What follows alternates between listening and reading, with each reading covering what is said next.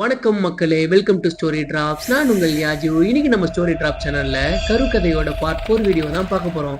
Already நம்ம சேனல்ல கருவோட part 1, part 2, part 3 video upload பண்ணியிருக்கோம். அதை பார்க்காதவங்க முதல்ல அதை பார்த்துட்டு வாங்க. அப்பதான் இந்த கதையை முழுமையா புரிஞ்சுக்க முடியும். உங்கள் கண்களை மூடுங்கள், இக்குறளுக்கு உங்கள் கற்பனையில் உயிர் கொடுங்கள். அத்தியாயம் 7. திலக், அப்புறம் இன்னொரு முக்கியமான விஷயம், ஊர் எல்லைக்குள்ள வர வரைக்கும் நடுவில் என்ன ஆனாலும் காரை நிப்பாட்டிடாது. ஏண்டா? நிப்பாட்டாதானே நிப்பாட்டாத. ஏன் எதுக்குன்றதெல்லாம் நேரில் பேசிக்கலாம். நீ பார்த்து ஜாக்கிரதையாவா. சரி, ஓகேடா. திலக் அந்த காலை கட் பண்ணிட்டு குண்டும் குழியுமா இருக்கிற அந்த ஒத்தையடி பாதையில காரை ஓட்டிக்கிட்டே என்னையே பயமுறுத்தலான்னு பாக்குறான். நிரஞ்சன், இன்னைக்கு நைட்டு நான் உன்னை பண்ண போற பிராங்க்ல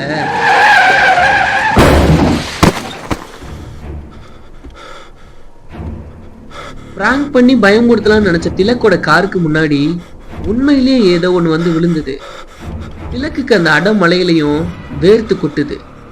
ஓ ஷிட்! நிரஞ்சன் வேற காரை நிறுத்த வேணான்னு சொன்னா. இப்ப என்ன பண்றது? ஓ, பேசாம அவனுக்கே கால் பண்ண வேண்டியதுதான். திலக்கு அவனோட போன் எடுத்து பதட்டத்தோட நிரஞ்சனுக்கு கால் பண்றான். மச்சி மச்சி, ஒரு பிரச்சனைடா. நீ நீ காரை நிறுத்த வேணான்னு சொன்ன. ஆனா இப்ப என் காருக்கு முன்னாடி ஏதோ. Hello hello. சிக்னல் இல்லாம நிரஞ்சனோட கால் கட் ஆகுது. என்ன பண்ணுன்னு தெரியாம குழப்பத்தோட இருந்த திலக் மனசை திடப்படுத்திட்டு காரு கதவை திறக்கிறான். திலக் கார்ல இருந்து கீழே இறங்குறான். திலக்கோட காருக்கு முன்னாடி கரு நிறத்துல ஏதோ ஒன்று ரோட்ல கிடக்கிறத பாக்குறான்.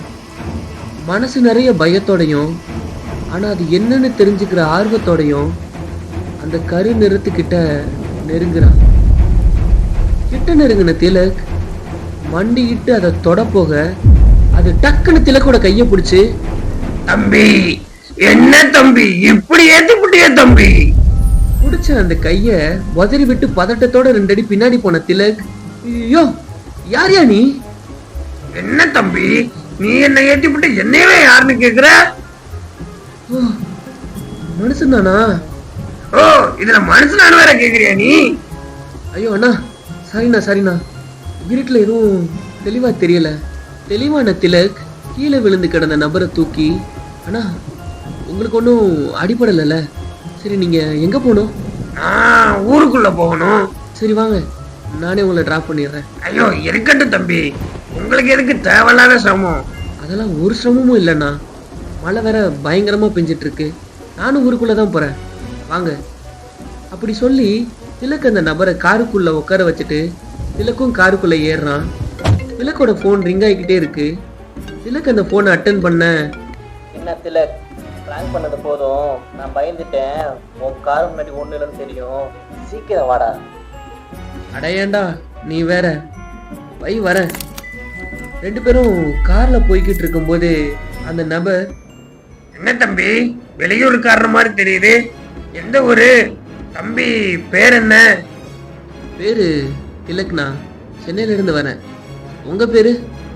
கொத்தாரி. கொத்துக்கிறியா? தம்பி கொத்தாரி. ஓ, ஸ்வீட் நேம்னே. ரொம்ப கோவக்காரா இருப்பார் போலயே. அண்ணே, ஒன்று கேட்கலாமா? கேளுங்க தம்பி. ஏன்னா 10 வருஷமா இந்த ஊர்ல ஒரு குழந்தை கூட பிறக்கலையாமே, உண்மையா? தம்பி தம்பி, என்ன தம்பி கண்ட நேரத்துல கண்டதை பேசுறீங்க? பேசாம வாங்க தம்பி. ஏன்னா என்னாச்சு? நீங்க பதட்டப்படுறத பார்த்தா உண்மையிலேயே எங்க ஊர்ல ஏதோ இருக்கு போலயே. காரை ஏத்தி கொல்ல பார்த்ததும் இல்லாம இப்ப கார்ல ஏத்தி கேள்வி கேட்டே கொள்ளலான்னு பாக்குறியா? பேசாம வண்டியை ஓட்டு தம்பி. சரி விடுங்க. 2 பேரும் கார்ல கொஞ்சம் தூரம் அமைதியா வந்துகிட்டு இருக்க அப்போ கொத்தாரி திலக் கிட்ட, ஆமா தம்பி, நீங்க என்ன விஷயமா இந்த ஊருக்கு வந்திருக்கீங்க? இந்த ஊருக்கு புதுசா வந்திருக்காரு டாக்டர் நிரஞ்சன். ஆமா. அவரை பார்க்கதாண்ணா, என் ஃப்ரெண்டு தான். ஓ அப்படியா, சரி சரி. ஆமா, இந்த ராத்திரி நேரத்துல அதுவும் கொற்ற மலையில கொத்தாரி அண்ணனுக்கு என்ன வேலை? அதை கேட்டதும் கொத்தாரி பதட்டமாகறாரு. திருன்னு முழிச்சுக்கிட்டே அது அது வந்து கொத்தாரியோட குரல்ல தடுமாற்றம் ஏற்படுது. அதை கவனிச்ச திலக், என்னன்னா என்னாச்சு? அது அது வந்து தம்பி, காரை நிப்பாட்டுங்க, நான் இறங்க வேண்டிய இடம் வந்துருச்சு. இங்கயா?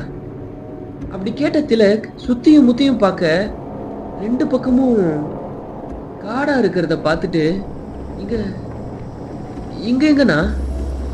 தம்பி, அதெல்லாம் உங்களுக்கு தேவையில்லாத விஷயம். காரை நிறுத்துங்க முத. திலக் குழப்பத்தோட காரை நிப்பாட்ட, கொத்தாரி வேகமா அந்த காரை விட்டு இறங்கி தம்பி, நீங்க கிளம்புங்க.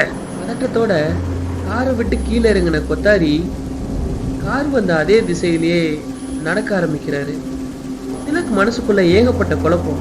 யார் இந்த ஆளு? கார் வந்த அதே திசையிலேயே திரும்ப போய்கிட்டு இருக்கான்.